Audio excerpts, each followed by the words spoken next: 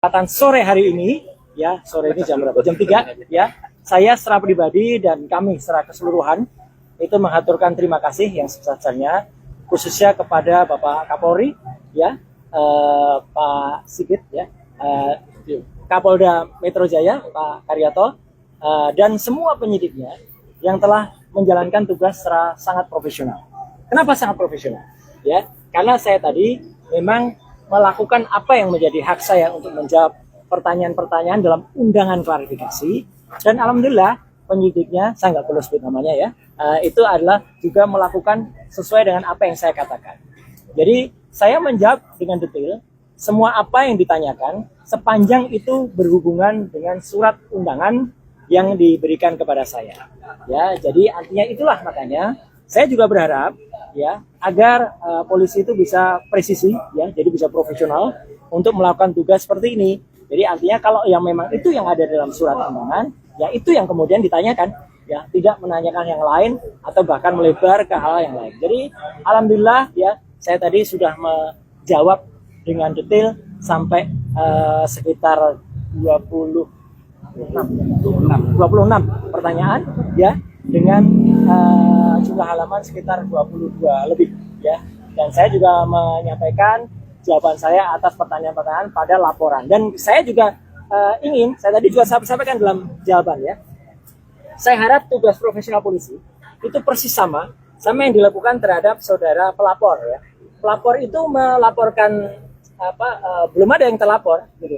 Jadi melaporkan atau membuat laporan ini pada tanggal 30 April 2024, dan langsung terbit hari itu juga ya surat perintah penyelidikan pada tanggal yang sama. Ini luar biasa. Ya, kalau ini dilakukan untuk semua masyarakat tentu akan sangat senang karena laporan bisa cepat dan kemudian tegas, presisi langsung. Hari itu juga lapor ke SPKT, hari itu juga langsung buat BAP, hari itu juga kemudian terbit surat perintah penyelidikan dan bahkan undangan.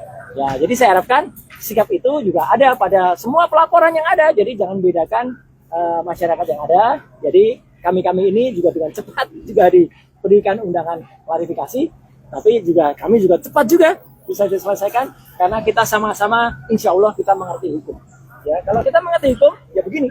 Jadi artinya apa yang ditanyakan, apa yang dijawab, saya tidak perlu menjawab apa yang tidak ditanyakan, apa yang tidak ada dalam surat. Itu aja. Lapor di tanggal 30 itu yang saya baca tadi, itulah insinyur, tulisannya gitu ya, Insinyur Haji Joko Widodo. Okay. Pada pelaporan itu banyak soal bagaimana dulu hidup saya, kisah saya. Ya, saya SD, SMP, SMA, ada ijazah semua ya. Kemudian S1 UGM asli, S2 UGM asli, S3 UNJ asli, itu saya ada lah, jelaskan semua gitu. Dan kemudian apa profesi saya sekarang? Saya profesi sekarang sebagai konsultan telematika dan multimedia. Kemudian saya diminta menjelaskan apa itu telematika. Telematika adalah telekomunikasi, media dan informatika untuk bisa menganalisis.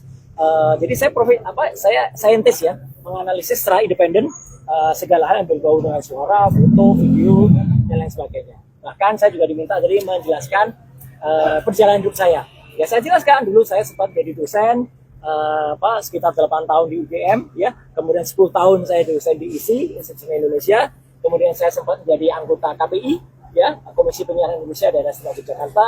Saya sempat juga masuk sebagai anggota DPR, Komisi 1, komisi yang menangani Undang-Undang ITE, Undang-Undang Keterbukaan Informasi Publik, dan lain sebagainya.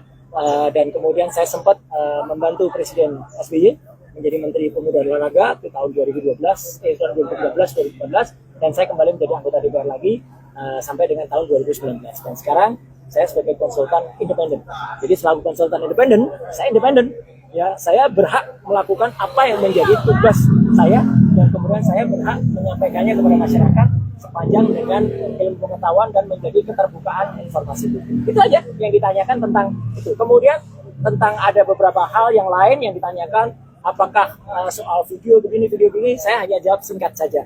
Apakah itu ada pada surat laporan tertanggal 26 Maret 2025? Ketika ditanyakan tidak terkait dengan itu, ya sudah. Jangan tanya saya yang tidak ada kaitannya dengan itu. Ya, jadi kalau tidak ada itu, jadi lokus dan tempusnya tidak sama dengan apa yang ada pada surat undangan, ya sudah, itu tidak perlu dijawab. Ibaratnya kalau kita mengerjakan ujian, ya teman-teman semua, ya masyarakat, kita diminta untuk belajar tentang fisika. Ternyata nanti pertanyaannya soal kimia, ya jangan dijawab. Wong kita tugasnya adalah menjawab soal fisika. Jadi itu sama cerdasnya. Alhamdulillah tadi penyidik juga cerdas. Siapa? Jadi kalau Bapak tidak menjawab, saya tidak menolak jawab. Tapi saya keberatan dijawab, ya sudah. Artinya clear semuanya. Kemudian itu ada poin-poin sehingga saya juga tidak menyiksa teman-teman untuk harus menunggu sampai tengah malam. Ya, saya juga tidak menyiksa penyidik dan pembuat laporan. Saya harapkan juga tidak menyiksa masyarakat. Ya, gitu. Itu kan membuat laporan-laporan yang tidak ada gunanya, tidak ada manfaatnya, ya bagi seluruh masyarakat. Saya kira itu. Laporan itu, ini harus jelas ya teman-teman. Jadi ini clear banget ya. Ini clear banget. Jadi LP itu ada pelapornya, tapi lucunya nggak ada terlapor. Sekali lagi ya, tidak ada nama terlapor.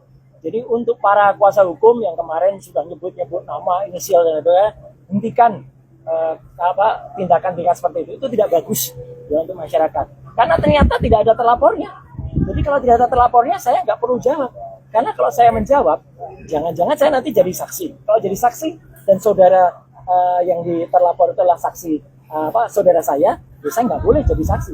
Atau misalnya yang terlapor itu adalah untuk pribadi, loh saya malah nggak boleh lagi untuk menjawab seperti itu. Daripada itu mubazir, ya lebih baik dari awal saya tanyakan terlapornya mana. Ya, ketika tidak ada terlapornya, ya sudah, saya senyum saja. Penyidik juga ngerti, ya Pak, ada terlapornya kita masuk. Nah, yang kedua adalah lokus dan tempusnya sudah jelas banget. Ya, terjadi di Jakarta Selatan hari nggak ada Rabunya, tapi tanggal 26 Maret 2025. Udah, sepanjang tidak ada pertanyaan soal itu, ya nggak perlu kita jawab. Ya, karena itu pertanyaannya menyangkut satu. Kemudian yang paling penting lagi, saya juga mempertanyakan, ini kan ada pasal. Ya, di samping pasal 311, 310, 27 ayat A, ada juga pasal yang mau dimasukkan ke dalamnya ya, pasal yang diselundupkan. Saya nggak tahu menyelundupkan siapa. Ya gitu. Itu pasal 32 dan 35 Undang-Undang ITE. Kebetulan dulu saya ikut merancang Undang-Undang ITE bersama teman-teman. Pasal itu tujuannya, sekali lagi saya ulangi, adalah untuk transaksi elektronik supaya Indonesia itu diselamatkan dari perdagangan internasional dan kita bisa ikut. Bukan pasal untuk mempidanakan orang. Jahat sekali kalau ada orang menggunakan pasal itu untuk mempidanakan seseorang. Kayak dulu kasus Mbak Prita Mulyansari. Jahat sekali. Ya Omni Batavia waktu itu mempidanakan Mbak Prita gitu loh. Sama dengan ini. Karena pasal itu ancamannya sangat tinggi. Dan pasal itu misalnya, saya kasih contoh. Ada orang ya mentransfer 1 juta. Kemudian dalam bukti transfernya saya ubah jadi 10 juta. Itu saya bisa kena pasal itu. Di pasal 32. Ada orang memposting sebuah dokumen elektronik namanya ijazah misalnya. Dia katakan itu asli. Padahal ternyata orang yang punya ijazah mengatakan saya nggak pernah mengeluarkan ijazah itu loh. Lah berarti yang memposting ijazah itu salah seorang kader dari partai itu. Kena pasal itu harusnya. Justru itu ya kalau yang smart begitu. Jadi saya tadi tanya, dokumen elektroniknya mana? Belum ada Pak dokumen elektronik. Ya sudah. Kalau belum ada dokumen elektroniknya ya nggak usah diterima. Jadi saya tadi tidak minta berhenti, tapi memang selesai pemeriksaannya. Selesai karena tidak ada lagi yang bisa ditanyakan. Ya, karena jawaban saya smart, sharp pada pertanyaan-pertanyaan yang harusnya ditanyakan. Dan penyidik sekali lagi, anak buah Pak Kapolda dan juga anak buahnya Pak Kapolri menjalani itu dengan baik. Dia juga nggak ngeyel.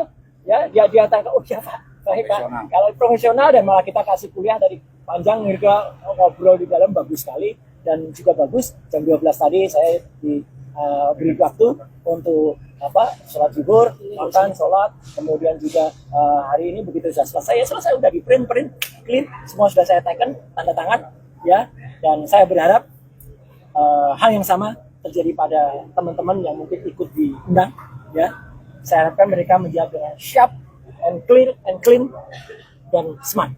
Pak.